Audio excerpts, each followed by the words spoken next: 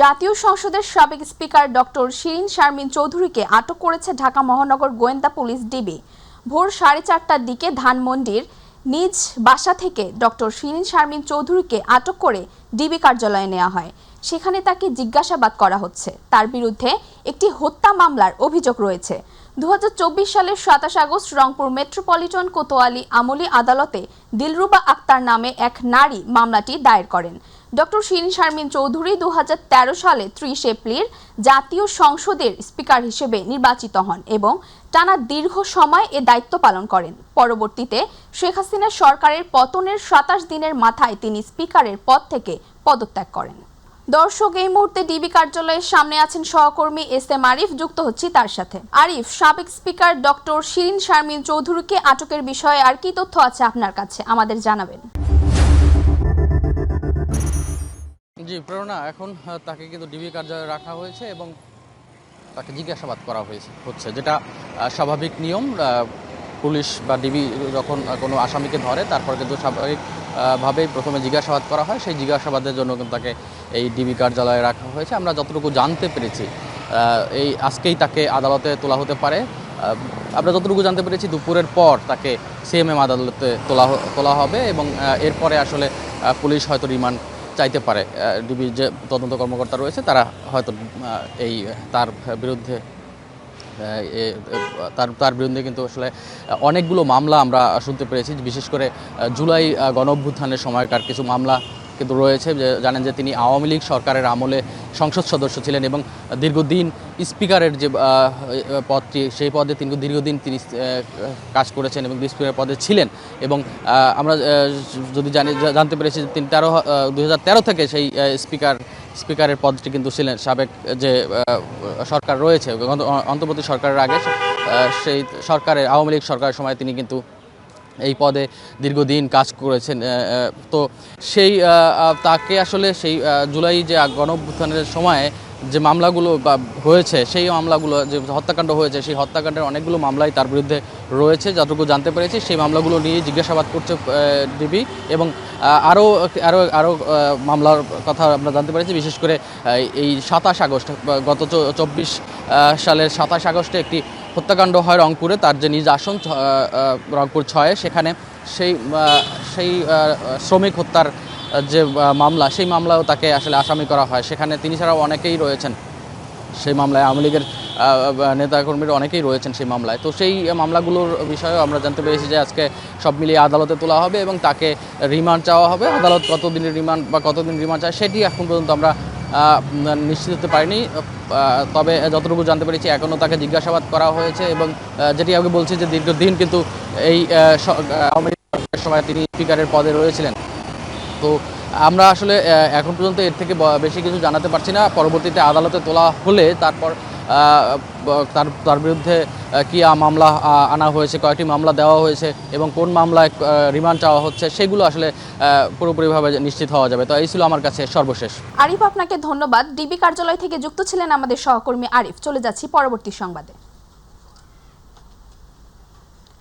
সরকারি দলের সংসদীয় সভা অনুষ্ঠিত হবে আজ বেলা 3টায়। জাতীয় সংসদ ভবনের সরকার দলীয় সভাকক্ষে সংসদ নেতা ও প্রধানমন্ত্রী তারেক রহমানের সভাপতিত্বে এই সভা অনুষ্ঠিত হবে।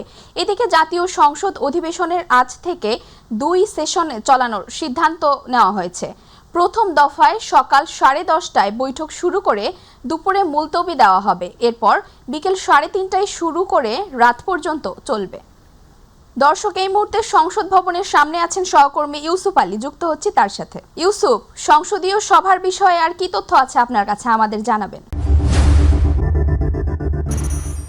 প্রেরণা, আপনি জানেন যে ত্রয়োদশ জাতীয় সংসদের যে প্রথম অধিবেশন, সেই অধিবেশন ঈদের আগে শুরু হয়েছিল।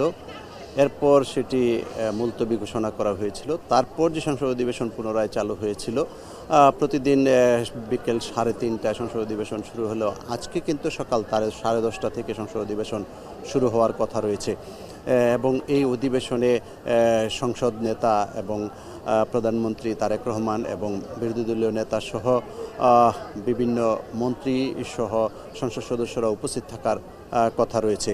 কিছুক্ষণ পরেই সংসদ অধিবেশন শুরু হবে। ইতিমধ্যে বিভিন্ন সংসদ সদস্যরা সংসদ ভবনে প্রবেশ করেছেন এবং সংসদ অধিবেশন শুরু হওয়ার পর আজকে যে জনগুরুত্বপূর্ণ বেশ কিছু বিষয় উপস্থাপন করা হতে পারে। এর মধ্যে আপনি জানেন যে কিছুদিন পরেই ধান উঠবে। ধান উঠানোর জন্য হাওরে যে সাব সার্কিকল যে সড়ক রয়েছে সেই সড়কের যে সংকট সৃষ্টি হয়েছে সেই বিষয়টি নিয়ে আলোচনা হতে পারে।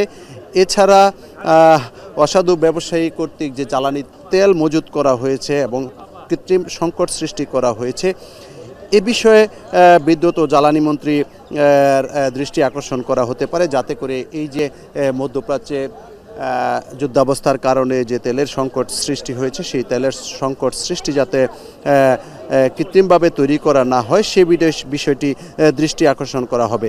এছাড়া আরেকটি বড় বিষয় যেটি ভোলা বরিশাল যে সেতু নির্মাণের বিষয়টি সেটি সংসদে তোলা হবে। যোগাযোগের ক্ষেত্রে আমূল পরিবর্তনের জন্য ভোলার সঙ্গে আপনি জানেন যে দ্বীপ জেলা ভোলা, সেই ভোলার সঙ্গে বরিশালের সড়ক যোগাযোগের বিষয়টি সংসদে উপস্থাপিত হবে। এরপর অর্থমন্ত্রী বেশ কিছু বিষয়ে কথা বলবেন। পাবলিক প্রকিউরমেন্ট আইন নিয়ে কথা বলা হবে এবং এটি যদি মঞ্জুর করা হয় তাহলে বিলটি সংসদে উপস্থাপন করা হবে। এছাড়া হাওর ও জলাশয় সুরক্ষা, সংরক্ষণ এবং উন্নয়নের লক্ষ্যে বিধান প্রণয়নের উদ্দেশ্যে আনিত একটি বিল উপস্থাপন করা হবে। সেটি যদি সংসদে মঞ্জুর করা হয় তাহলে বিলটি উপস্থাপন করা হবে। এরপরে সকালে সংসদ শুরু হয়ে দুপুরে আবার খানিকটা বিরতি দেওয়া হবে। বিরতির ফাঁকে দুপুরে জোহরের নামাজ এবং দুপুরের খাবারের পরপরই সরকার দলীয় সংসদ সদস্যদের একটি বৈঠক রয়েছে, যেটি গতকালকে অনুষ্ঠিত হওয়ার কথা ছিল, কিন্তু গতকালকে সেটি অনুষ্ঠিত হয়নি। আজকে সেটি অনুষ্ঠিত হওয়ার কথা রয়েছে। এরপর বৈঠকের পর আবার সংসদের অধিবেশন পুনরায় শুরু হওয়ার কথা রয়েছে। প্রেরণা, জাতীয় সংসদ ভবন থেকে এই ছিল আমার কাছে সংসদ অধিবেশনের তথ্য। প্রেরণা। ইউসুফ, আপনাকে ধন্যবাদ। সংসদ ভবন থেকে যুক্ত ছিলেন আমাদের সহকর্মী ইউসুফ। চলে যাচ্ছি পরবর্তী সংবাদে। ভোলায় হঠাৎ করে সিলিন্ডার গ্যাসের দাম অস্বাভাবিক বেড়ে যাওয়ায় বিপাকে পড়েছেন ক্রেতারা। এতে সবচেয়ে বেশি চাপে পড়েছে মধ্যবিত্ত ও নিম্ন মধ্যবিত্ত পরিবারগুলো, যাদের অনেকেই সংসার চালাতে হিমশিম খাচ্ছেন। এদিকে প্রশাসনের পক্ষ থেকে জানানো হয়েছে ভোক্তারা যাতে কোনো ধরনের হয়রানির শিকার না হয় সে বিষয়ে কাজ করে যাচ্ছেন তারা। ভোলা থেকে আরিফ হোসেন লিটনের পাঠানো তথ্য ও চিত্রে বিস্তারিত জানাচ্ছেন জুবাইর রহমান। মধ্যপ্রাচ্যের যুদ্ধকে কেন্দ্র করে জ্বালানি তেলের বাজারে অস্থিরতা দেখা দিয়েছে। এর প্রভাব পড়েছে দেশের এলপিজি গ্যাসের বাজারেও। ভোলায় সিলিন্ডার গ্যাসের দাম অস্বাভাবিকভাবে বেড়ে যাওয়ায় চরম বিপাকে পড়েছে সাধারণ ভোক্তারা, বিশেষ করে নিম্ন মধ্যবিত্ত ও মধ্যবিত্ত পরিবারগুলো। 12 কেজির সিলিন্ডার সরকার নির্ধারিত 1728 টাকায় গ্যাস বিক্রির কথা থাকলেও বাস্তবে সেই মূল্য মানছেন না ডিলার ও খুচরা বিক্রেতারা। 2000 টাকা কিংবা তারও বেশি দামে বিক্রি হচ্ছে গ্যাসের সিলিন্ডার। বাড়তি এই দাম নিয়ে ডিলারদের দায়ী করছেন খুচরা বিক্রেতারা। আজকে গ্যাসের খুচরা মূল্যের বাজার যাচ্ছে 1950 টাকা থেকে 2000 টাকা, কোম্পানি ভেদে 2100 টাকাও আছে। বাড়ার কারণটা হচ্ছে কোম্পানি বলতেছে যে মাল সাপ্লাই নাই, যুদ্ধের কারণে নাকি বাইরে থেকে মাল আসতেছে না। আমরা গত মাসে বিক্রি করেছি 1550, এই মাসে কোম্পানি রেট করছে 1900 টাকা। সরকার যে রেট দিচ্ছে ওই রেটে আমরা পাচ্ছি না, এই কারণেই আমরা সেলবার এই রেটে বিক্রি করতে। অন্যদিকে ডিলাররা দায় চাপাচ্ছেন কোম্পানির ওপর। তাদের দাবি, সরকারের নির্ধারিত দামের সঙ্গে কোম্পানির সরবরাহ মূল্যের মিল নেই। 1 তারিখ থেকে গ্যাস ধরতেছে, ডিলার ধরতেছে 1900 টাকা, 1950 টাকা, আমরা 2000 টাকা বিক্রি করতেছি। কোম্পানি থেকে আমাদের কেনার রেটটা বেশি, সেই কারণে 1850-1900 টাকা আমরা মাল বিক্রি করি। এটা কোম্পানি দেখা যাচ্ছে সিন্ডিকেটটা করতেছে, কারণ সরকার যদি 1728 টাকা রেট দিয়ে থাকে তাহলে কোম্পানি দিতে পারছেন না কেন? হঠাৎ করে প্রতি সিলিন্ডারে 4 থেকে 500 টাকা পর্যন্ত দাম বেড়ে যাওয়ায় দিশেহারা হয়ে পড়েছেন সাধারণ মানুষ। ইতিমধ্যে সরকার থেকে আমাদেরকে জানানো হয়েছে যে কোন সিলিন্ডারের কতটুকু ক্যাপাসিটি, কোন সিলিন্ডারের দাম কতটুকু হবে। মার্কেট যাতে আনস্টেবল না হয় সে বিষয়ে আমরা কাজ করছি এবং সুনির্দিষ্ট অভিযোগ পেলে আমরা সুনির্দিষ্টভাবেই আমরা অভিযান পরিচালনা করব। প্রশাসনের পক্ষ থেকে জানানো হয়েছে, সরকারের নির্ধারিত মূল্য কার্যকর করতে তারা কাজ করছেন এবং ভোক্তাদের যেন কোনো ধরনের হয়রানির শিকার না হতে হয় সে বিষয়ে নজরদারি বাড়ানো হয়েছে। Zubair Rahman, MyTV news. সারা দেশের মতো গোপালগঞ্জের কোটালীপাড়ায়ও দেখা দিয়েছে হামের প্রাদুর্ভাব। গত এক সপ্তাহে প্রায় 25 জন হামের সংক্রমণ নিয়ে হাসপাতালে চিকিৎসা নিচ্ছে। আতঙ্কিত না হয়ে সচেতন থাকার পরামর্শ দিয়েছেন চিকিৎসকেরা। প্রতিনিধি কাজী পলাশের পাঠানো তথ্য ও ছবিতে বিস্তারিত জানাচ্ছেন তামান্না সাদিকা। সারা দেশের মতো গোপালগঞ্জের কোটালীপাড়ায় বেড়ে চলছে হামের রোগীর সংখ্যা। হাসপাতালগুলোতে হামের রোগীদের চিকিৎসা সেবায় চালু করেছেন আইসোলেশন ওয়ার্ড। গত এক সপ্তাহে হামের রোগী প্রায় 25 জন। এর মধ্যে হাসপাতালে ভর্তি হয়েছে 15 জন রোগী। একজনের অবস্থা ছিল ক্রিটিক্যাল। মোহাম্মদ এমাদুল হক জানান, তার 3 মেয়ে, তার বোনদের 3 মেয়ে এবং 3.5 বছর বয়সী আবদুল্লাহ সহ একই পরিবারের 9 জন হাসপাতালে ভর্তি হয়েছে। আমার এই 3টি মেয়ে প্রথমে কয়েকদিন আগে 4-5 দিন আগে থেকে জ্বর, কাশ, ঠান্ডি, বমি শুরু হয়েছে। তো গত 2 দিন আগে হাসপাতালে দেখাই গেছে। আমাদের পরিবারে হাসপাতালে ভর্তি হয়েছেন কয়জন? ভর্তি 9 জন আছে। ভর্তি হয়েছেন কয়দিন আজকে? ভর্তি আজ 3 জন আছে, 3 দিন, আর আজকে হয়েছে 3 জন। এছাড়াও সানাউল্লাহর 4 বছর বয়সী ছেলে আবরার এবং হানিফ কাজীর 6 বছর বয়সী জোনায়েদ কাজী হাসপাতালের আইসোলেশন ওয়ার্ডে চিকিৎসা নিচ্ছে। ঔষধ দিচ্ছে, ঔষধ খাওয়াইতেছি। গতকালকে ঔষধ খাওয়াইছি। 98-99 জ্বর ছিল, পরে আজকে রাত্রে 102 জ্বর হয়েছে। 102 জ্বর হতে 102 জ্বর পরে আবার ওষুধ খাওয়াইছি। পরে আস্তে আস্তে ধীরে ধীরে কমছে। কোটালীপাড়া উপজেলার স্বাস্থ্য ও পরিবার পরিকল্পনা কর্মকর্তা কুমার মৃদুল দাস আশ্বাস দিয়ে জানিয়েছেন, রোগীদের চিকিৎসা সেবায় কোনো ধরনের সমস্যা হবে না এবং হামের সংক্রমণ সচেতনতা নিয়ে উপজেলার প্রতিটি ওয়ার্ডে প্রচারণা চালানো হচ্ছে। সারা বাংলাদেশে হামের যে একটা প্রাদুর্ভাব শুরু হয়েছে তার থেকে আমাদের কোটালীপাড়া বাইরে নেয়, কিন্তু আমাদের এখানে সংক্রমণের হার কম, অনেকটাই কম। তো আমরা গত 1 এপ্রিল থেকে আমরা আমাদের ইনডোরে আলাদা হাম আইসোলেশন ওয়ার্ড চালু করছি। কোটালীপাড়া প্রতিটা ওয়ার্ডে, প্রতিটা বাড়ি বাড়ি আমরা আমাদের স্বাস্থ্য শিক্ষা পৌঁছে দিচ্ছি।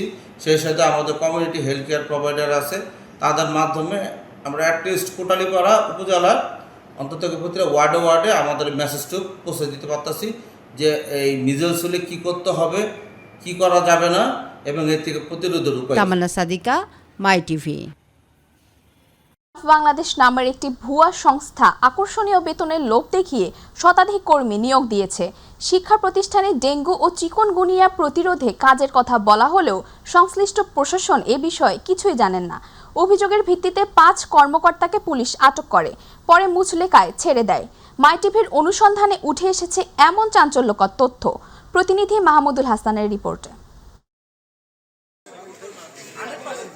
চাকরি, সম্মান আর নিয়মিত বেতনের প্রতিশ্রুতি, এই প্রলোভনেই রংপুরের শতাধিক তরুণ তরুণীকে নিয়োগ দেয় ড্যাব বাংলাদেশ নামের একটি সংস্থা। মাসে 16,000 টাকার আশায় কাজে যোগ দেন তারা, কিন্তু কয়েকদিন না যেতেই সামনে আসে ভিন্ন বাস্তবতা। বীরগঞ্জ ও মিঠাপুকুরের বিভিন্ন শিক্ষা প্রতিষ্ঠানে ডেঙ্গু ও চিকুনগুনিয়া প্রতিরোধ কার্যক্রমের কথা বলে নিয়োগ দেওয়া হয়। হাতে নিয়োগপত্র, গলায় আইডি, সবই ছিল সাজানো, কিন্তু কাজ চললেও মিলছে না বেতন। ঢাকা এডুকেশন হেলথ কেয়ার নামে একটা প্রতারণা ফাঁদ তৈরি করেছিলেন, তিনি আবার ড্যাব বাংলাদেশ নামকে এই প্রতারণা ফাঁদ তৈরি করেছেন। দুদিন আগে আমাদেরকে অ্যাপয়েন্টমেন্ট লেটার দেওয়া হয়েছে, সেখানে অ্যাপয়েন্টমেন্ট লেটারে কোনো কিছু উল্লেখ নাই, শুধু আমাদেরকে বেতন উল্লেখ করা হয়েছে। শুধু বেতন নয়, সংস্থাটির বৈধতা নিয়েও উঠেছে নানা প্রশ্ন। কার্যালয়ে নেই কোনো অনুমোদনের প্রমাণ, কেউ 3 মাস কাজ করেও পাননি বেতন, আবার কেউ নিয়োগপত্র ছাড়াই পেয়েছেন আইডি কার্ড। আমার যখন নিয়োগ দিয়েছে বলছে যে অর্থ বছর ছাড়া দিবে না। আমি রিসেন্ট এখানে নিয়োগপত্র আমি পাইছি, পদোন্নতি পাইছি, এখনো নিয়োগপত্র আমি হাতে পাইনি।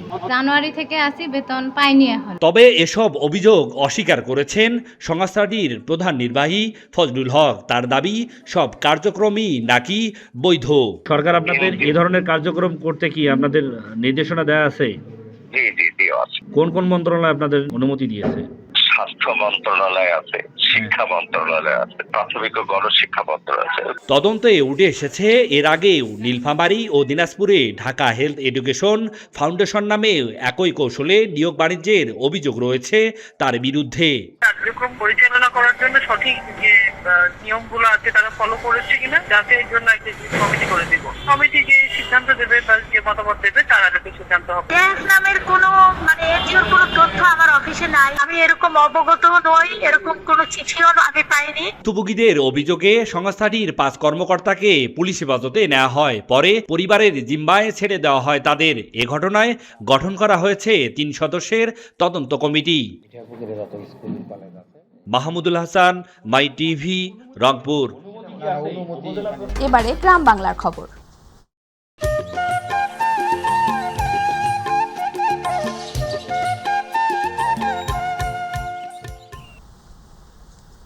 নারায়ণগঞ্জের ফতুল্লায় নিখোঁজের একদিন পর সৈকত নামের এক শিশুর মরদেহ উদ্ধার করেছে পুলিশ।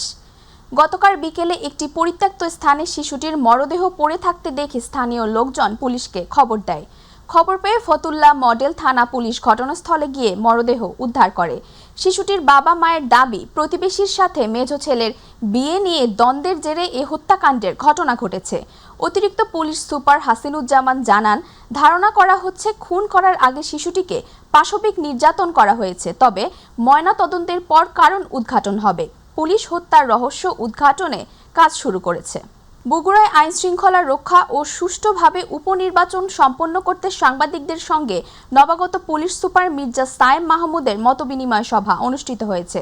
সভায় অতিরিক্ত police super Hussain Mohammad Raihan, DSB অতিরিক্ত police super Atowar Hossain, Bogura press ক্লাবের সভাপতি রেজাউল হাসান রানু, সাধারণ সম্পাদক কালাম আজাদ, সাংবাদিক ইউনিয়ন বগুড়ার সভাপতি গণেশ দাস, সাধারণ সম্পাদক আবু সাইদ সহ বিভিন্ন প্রিন্ট ও ইলেকট্রনিক মিডিয়ার সাংবাদিকবৃন্দ উপস্থিত ছিলেন।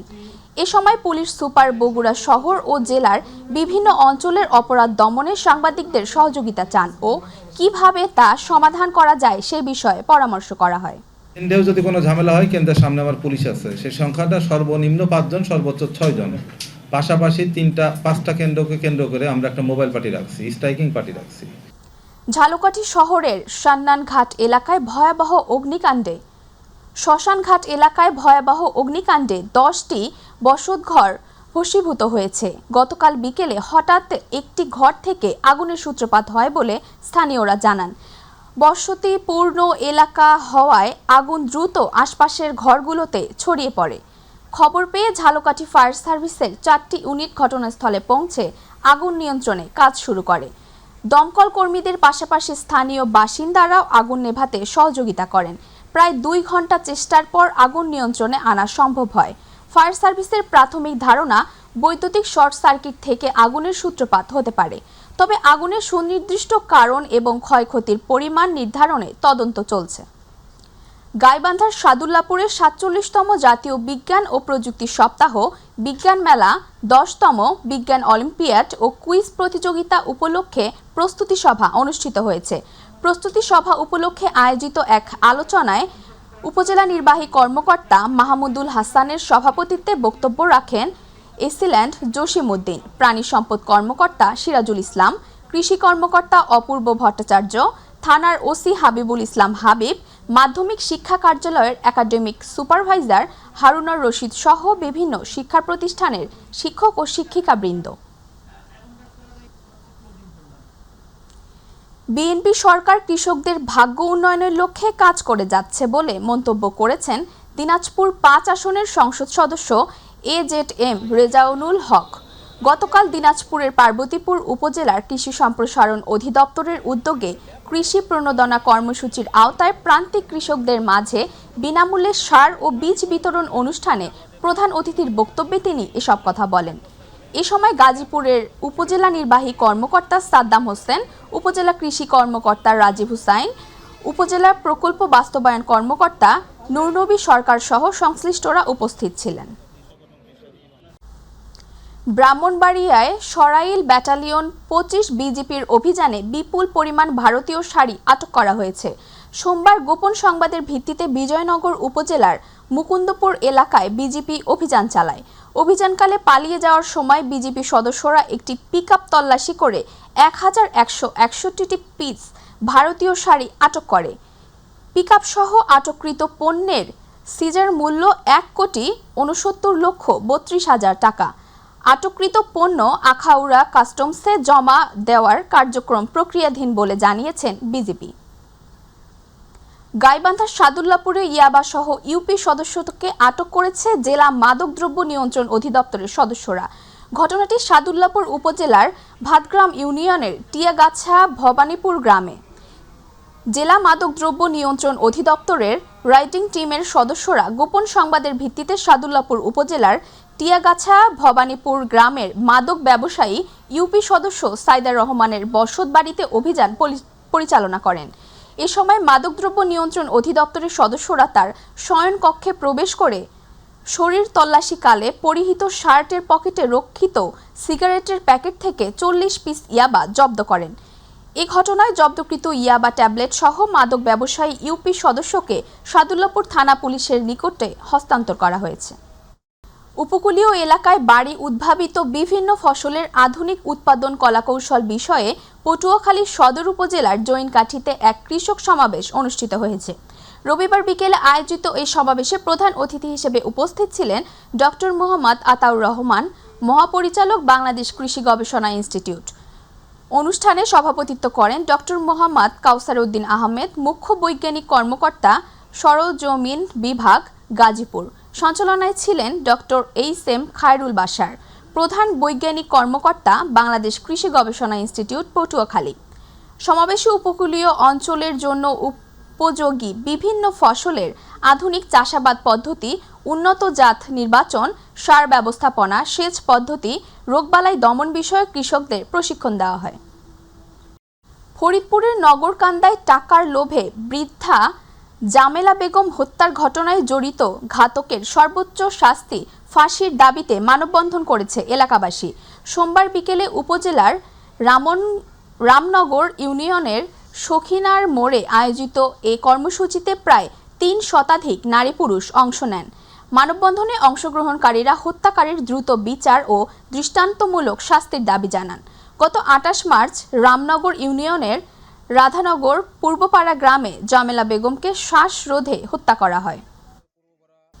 আধ্যাত্মিক শিক্ষা ও মানব কল্যাণের ধারা নতুন প্রজন্মের জন্য অনুকরণীয়, এমন মন্তব্য করেছেন পাকিস্তানের সাবেক ধর্মমন্ত্রী সৈয়দ হামেদ সাইদ কাজেমি। চট্টগ্রাম নগরীর কুলগাঁও এলাকায় অবস্থিত আলামিন হাশেমি দরবার শরীফে আয়োজিত ওরস মাহফিলে তিনি এসব কথা বলেন। উপমহাদেশের প্রখ্যাত 2 আলেমের ওরস উপলক্ষে আয়োজিত এ মাহফিলে দেশ বিদেশের পীর মাশায়েক, ওলামা ও ধর্মপ্রাণ মানুষ অংশ নেন। অনুষ্ঠানে খতমে কুরআন, সহিহ বুখারী শরীফ খতম, তাহলিল, জিকির, মিলাদ ও বিশেষ মোনাজাত অনুষ্ঠিত হয়।